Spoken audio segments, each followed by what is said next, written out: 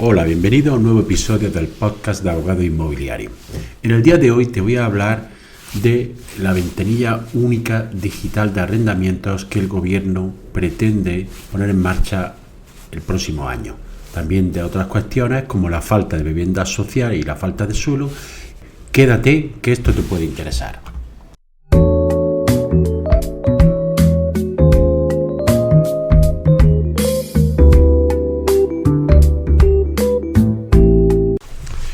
Como bien sabéis, el gobierno ha anunciado nuevas medidas para controlar los alquileres de corta duración, con el enfoque de limitar tanto alquileres temporales, turísticos y de habitaciones, y así dar respuesta al problema actual de la vivienda, según explica desde el propio Ejecutivo. Estas disposiciones se enmarcan dentro de un Real Decreto, que actualmente está en fase de audiencia pública, que establece la creación de la ventanilla única digital de arrendamiento. Con este instrumento, el gobierno, ¿qué finalidad pretende? Pues perseguir el fraude y proteger a los que realmente necesitan del alquiler de temporada y poner coto a los alojamientos turísticos ilegales. Todo ello, según explica la ministra de Vivienda y Agenda Urbana, con la intención de priorizar ante todo los alojamientos de vivienda habitual. Esta normativa deriva de una normativa europea que exigía esta implementación para el año 2026. El gobierno quiere tenerla operativa para el 1 de enero de este año. Y lo que se pretende es que todas aquellas viviendas de este tipo que no hayan pasado por este registro y no cumplan con dicha normativa no podrán comercializarse. ¿Qué es lo que regula este Real Decreto? Pues bien, la recogida y el intercambio de datos sobre los alquileres de temporada y corta duración, que incluye también el alquiler de habitaciones, propiedades turísticas, embarcaciones y otras posesiones que se puedan destinar al alquiler bien de vivienda habitual o temporal de cualquiera de sus modalidades. Asimismo, todos los arrendadores deberán acudir a los registros de propiedad para obtener un número de registro, que será obligatorio y necesario si se quiere publicar sus propiedades en las plataformas online. Y estas deberán de controlar a su vez que si no se tiene este número no podrán comercializarse a través de estas plataformas. Es decir, estas plataformas van a tener una función de policía. Asimismo, se deberá detallar tipo de arrendamiento, si es finca, habitaciones, unidades parciales destinadas al alquiler de corta duración no turístico o aquellos que se destinan al turístico o en caso de que sean embarcaciones flotantes u otras propiedades que permita el alojamiento de corta duración. Las plataformas, a su vez, están obligadas a mostrar este número de forma visible y en los anuncios y comunicarlo a la ventanilla única que gestiona el propio ministerio. Es decir, la plataforma tendrá que comunicar a la ventanilla única qué vivienda o qué tipo de propiedades se anuncian en la misma. ¿Cómo se va a gestionar este sistema? Pues va a ser a través de la sede electrónica del Colegio de Registradores. Es decir, habrá que presentar una serie de documentación en el registro de la propiedad a través de su sede electrónica y en un plazo que no se prevé que no sea superior a 2 semanas te darán un número de registro. Y una vez solicitado tiene el uso una duración de 12 meses, prorrogable si se mantienen las condiciones del arrendamiento, se mantiene el arrendamiento bajo las mismas condiciones. Cada propiedad o unidad de alquiler podrá estar registrada solo bajo una categoría, es decir, vivienda, habitaciones, embarcaciones, etc. Y no será posible comercializar en un alquiler sin un número de registro válido, al que la ministra se refiere como matrícula. Otra de las finalidades que se prevé con este Real Decreto es regular los alquileres de temporada y que estos tengan una causa, es decir, debe responder realmente a necesidades como desplazamientos laborales o estudios. Esto supone un desconocimiento de la ministra de parte de la jurisprudencia que hay, que está muy claro, que ya dicen desde hace muchos años los tribunales que los alquileres de temporada están basados en una causa, que no es el mero transcurso del tiempo, De ahí una creencia que había mucha gente, incluso muchos operadores profesionales como inmobiliarias, en que si se establecía un plazo inferior a un año, el alquiler era de temporada, independientemente de la finalidad. Recientemente, como anécdota, me he encontrado un contrato de alquiler para vivienda habitual que se hace por 11 meses y se denomina contrato de alquiler de temporada. Como iba diciendo, este registro deberá de renovarse anualmente y además habrá que incluir una lista de contratos durante la vigencia del primer número de registro. Para el arrendamiento a temporada será necesario incluir siempre la razón de la necesidad de vivienda no permanente, que incluso podrán luego solicitar que lo verifique. Por eso, en este caso, de que sean estudiantes, pues habrá que solicitarles que están matriculados en determinada facultad, van a hacer un máster, FP, lo que sea, curso, lo que sea. Y en caso de trabajadores, pues acreditar el motivo por el cual se alquila la temporada. Contratación en un colegio para un año, un trabajador laboral que va a hacer una obra terminada por 6 meses, etcétera, etcétera. Y esto, si se cumple el requisito, el registrador emite su número de registro, se lo comunica tanto al solicitante y lo envía a la ventanilla única digital. Si el registrador retira o se suspende ese número de registro porque no se renueva, la ventanilla única digital lo comunicará a la ventanilla única digital y este comunicará a las plataformas para que eliminen cualquier anuncio relacionado con ese número. De no cumplirse dichas condiciones, también se prevé va a haber un régimen sancionador con multas por el incumplimiento de la normativa que se quiere aplicar. ¿Cuál es mi opinión sobre la creación de este registro? Pues es evidente que el problema de la vivienda existe. ¿Que es necesario un control sobre la vivienda turística? También está claro, porque se creó sin una legislación específica y pudiendo crearse alojamientos turísticos en cualquier sitio y al principio incluso sin tener en cuenta las condiciones. Que es cierto que se debe de haber un control para que los alojamientos turísticos cumplan unas condiciones de habitabilidad y una serie de requisitos, está claro y así lo establecen ya la mayoría de las normativas autonómicas y de ayuntamientos. Que los contratos de alquiler de temporada deben de registrarse, pues no lo veo tan necesario porque, como he comentado, esto ya estaba claramente manifestado por la jurisprudencia de los tribunales, en la que establecían que el alquiler de temporada debe de tener requisitos. Lo que hay un trasfondo sobre esta norma es que lo que sí se prevé es un mayor control sobre este tipo de alquileres que tiene evidentemente una cuestión fiscal detrás.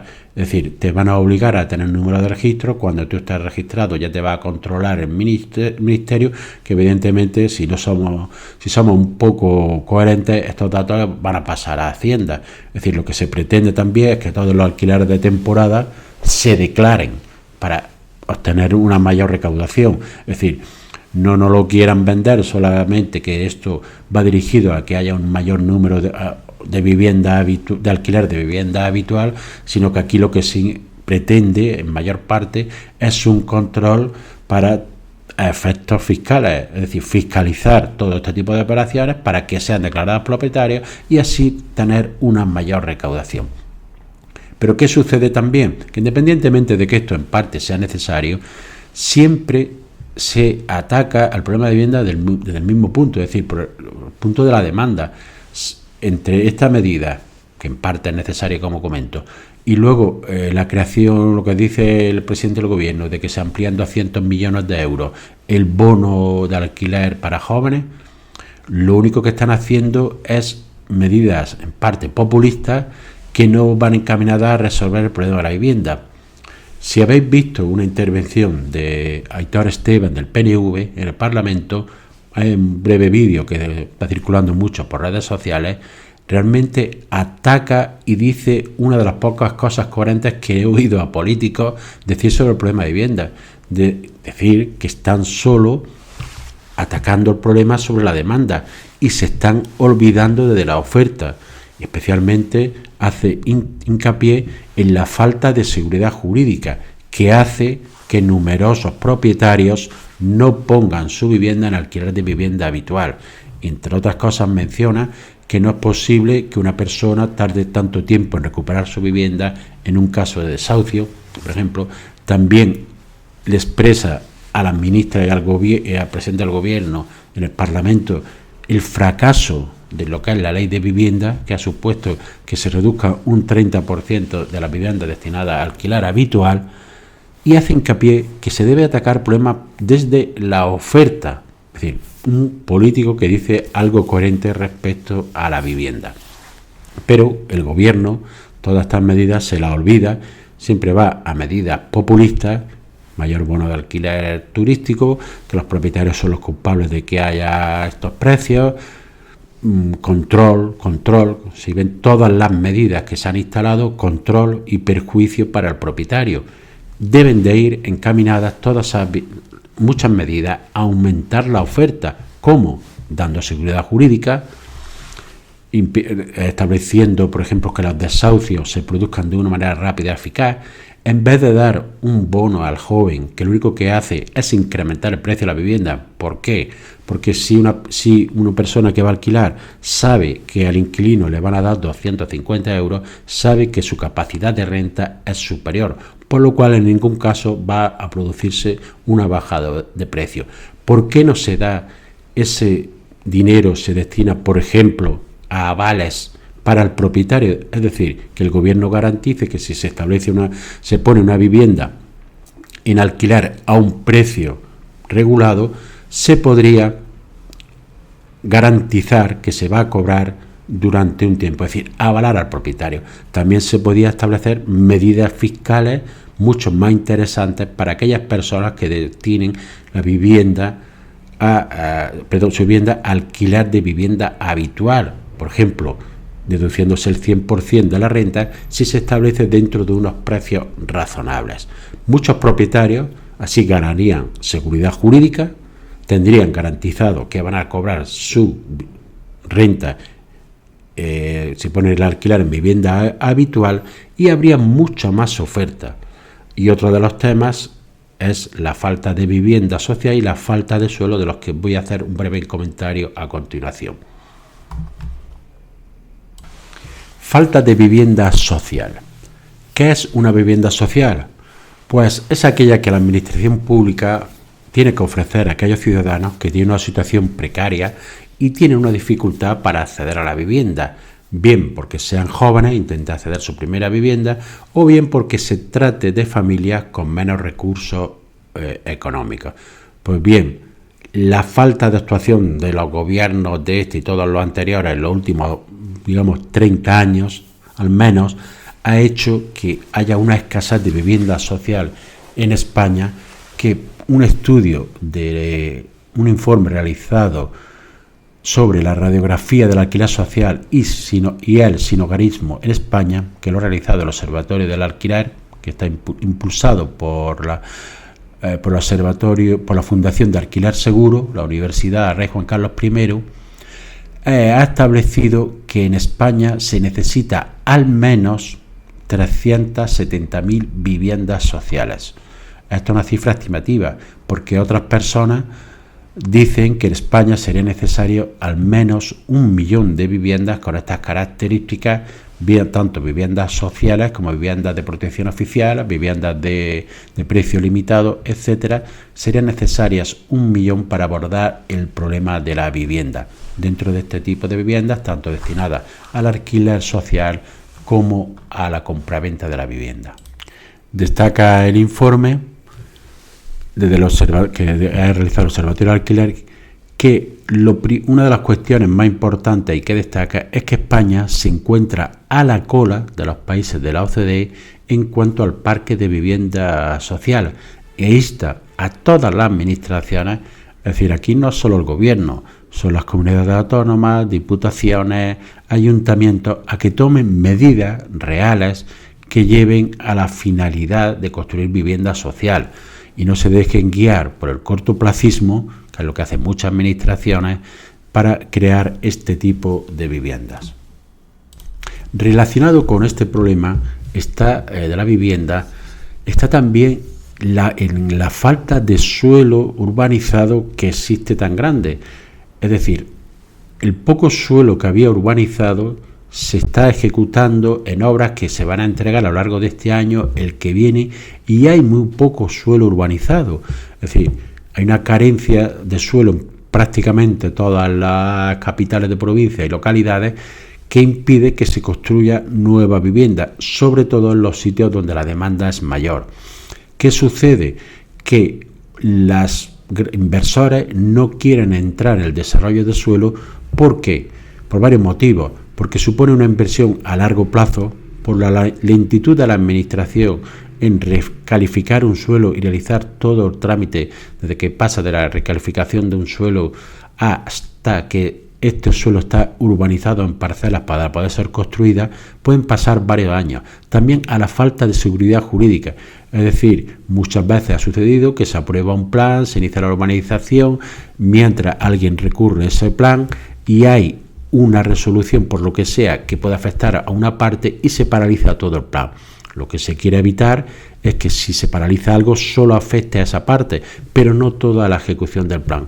Es decir, que se pueda seguir desarrollando aquello que es legal y no impida la paralización de todo el urbanismo. Es decir, debe de haber planes de urbanismo más ligeros, digamos, mejor desarrollados y que se realicen por zonas para que una paralización de una zona no impida la paralización de todo el plan y que los requisitos se cumplan mucho más rápido en la tramitación. No puede ser que desde que se solicita un proyecto de urbanización se tarden 2, 3, 4 años hasta que ese suelo está totalmente urbanizado. ¿Qué sucede?